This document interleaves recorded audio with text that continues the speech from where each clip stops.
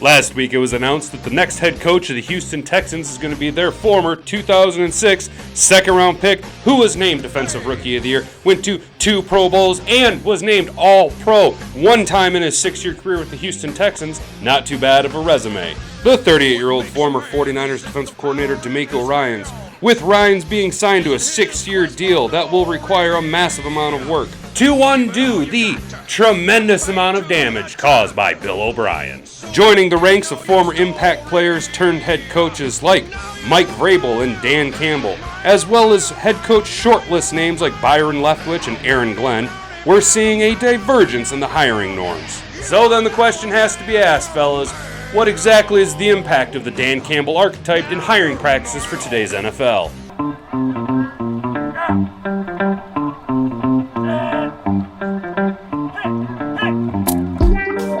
Welcome to Detroit! Hey, welcome back, fellas. As you guys know, I'm Hat and Beard, the host of this channel. Before we get too far down the line, let's go ahead and smash like on the video, subscribe to the channel, and go ahead and ring that bell so that you never miss out on any notifications, and you can become part of the Hat and Beard gang. Hey guys, just a quick coaching update. Yep, we lost Deuce Staley to the Carolina Panthers. He's going to be taking a role there with the new Frank Reich administration, and bloody good on ya. To replace that coaching vacancy, we've hired Scotty Montgomery, the former running back coach for the Indianapolis Colts. Also, we brought in for our new defensive backs coach, you guys. I'm really happy to announce he's one of my favorite players from my childhood. I loved watching him play. He's probably my favorite defensive back from that era. Dre Bly has come back to the Detroit Lions as our new DB's coach, you guys. Now that the news and notes is out of the way, let's talk about the impact of the Dan Campbell archetype. Now, before we get too far into it, I am aware that there are plenty of former players who have become coaches, even some who weren't just backup quarterbacks. In fact, it might be more suited to call this the Mike Ditka archetype of coaching. However, let's be honest, fellas, more times than not, it doesn't always work out. Recent examples see Adam Gase and Cliff Kingsbury. In recent years, though, we've seen pretty much a status quo for the hiring practices. Hire a young offensive coordinator, preferably from the Sean McVay or Kyle Shanahan coaching tree, pair them with a rookie quarterback on a rookie scale contract, and pay for free agents to come in around them. Seems pretty simple. Seems to be working most of the time. And if you really look at it, both Kyle Shanahan and Sean McVay come from the Mike Shanahan coaching tree. So really what you're seeing in today's NFL is just a continuation of the Mike Holmgren coaching tree and the Mike Shanahan coaching tree. However, in 2018, the Tennessee Titans tried a different approach.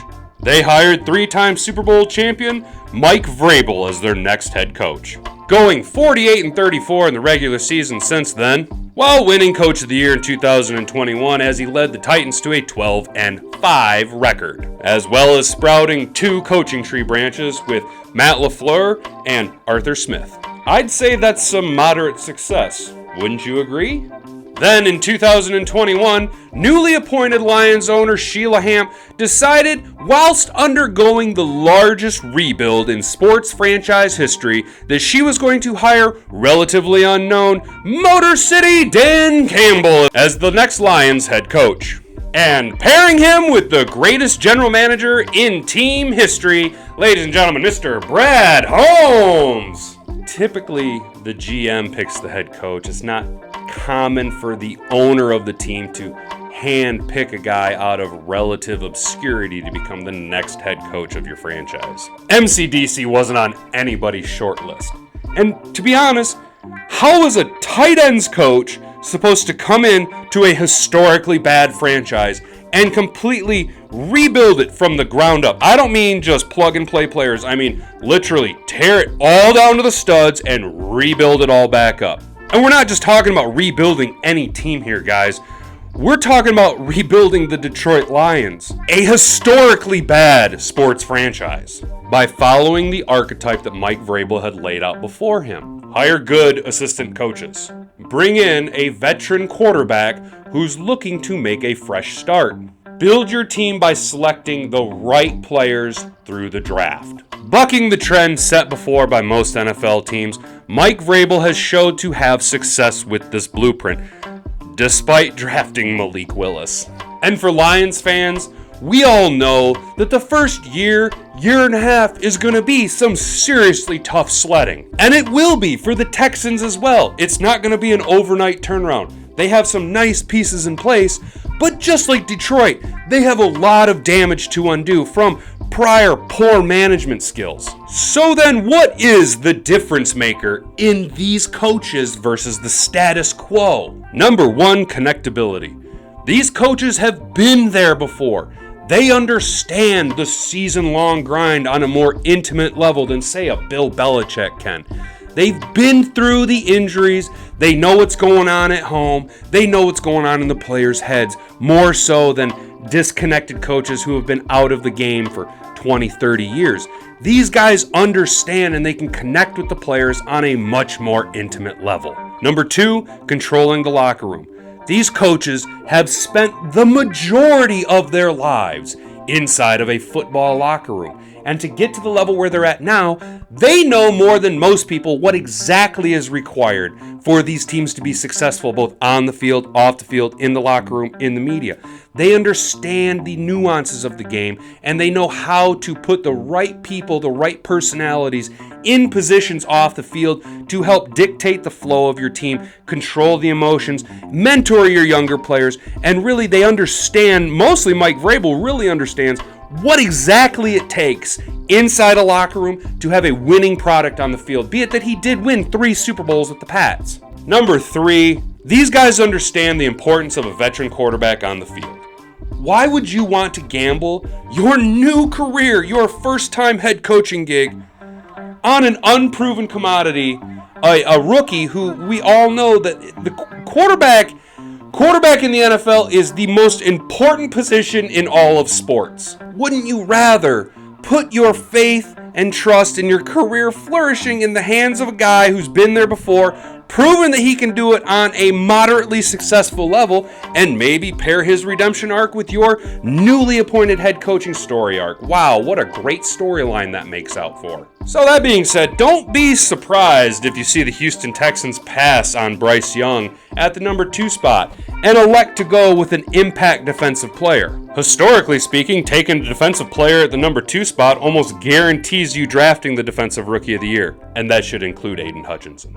But also, with the number of veteran quarterbacks set to hit the free agent market or potentially be trade bait material, bringing in a veteran quarterback like a Jared Goff or a Ryan Tannehill did for the Lions and the Titans could be a perfect salve for a franchise in chaos and help Demeco Ryans build and set a solid foundation for him to launch his coaching career off of. Will we see the MCDC Mike Vrabel, Mike Ditka, now Demeco Ryans archetype of coaching hires continue to be the new trend and get away from the offensive coordinators, former quarterbacks, blah, blah, blah, pencil pushers? Will this be the new trend in the NFL? I hope so. I do. I really hope so. The MCDC brand of football is so much more fun to watch, you guys. It's an awesome blending of old school and new school. One might say it's a perfect mix for a kneecap stew. We're going to kick you in the teeth, all right? And when you punch us back, we're going to smile at you. And when you knock us down, we're going to get up. And on the way up, we're going to bite a kneecap off, all right? And we're going to stand up. And then it's going to take 2 more shots to knock us down. All right, and on the way up, we're going to take your other kneecap, and we're going to get up, and then it's going to take 3 shots to get us down. And when we do, we're going to take another hunk out of you. Before long, we're going to be the last one standing.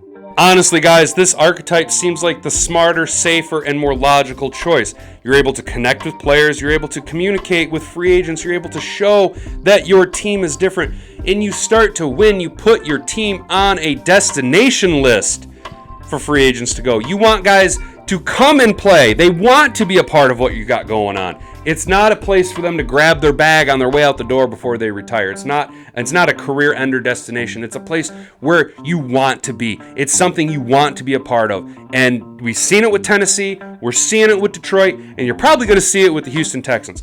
I am, honestly, a Texans fan. I kind of kept it closeted during the Deshaun Watson bullshit, but I always liked Andre Johnson and J.J. Watt, man. I really liked Demeco Ryans when he played, oddly enough, so of course I'm going to root for the guy. I hope the Texans are successful. I hope Demeco Ryans is successful. Let me know what you guys think down below. Is the MCDC archetype the new trend in the NFL? Do you want to see this succeed, or would you rather see we keep going with the pencil pushers and the analytics guys and the former quarterbacks who never really washed out, the clipboard captains, if you will? As always, guys, thanks for hanging out this whole time. Drop a comment down below what you think is the right choice.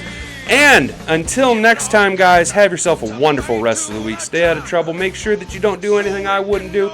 I've been Hat and Beard. You've been an attentive audience. Get out of here. Time to 23 skidoo. Or should I say, 69 skidoo. She said that my pornos were boring.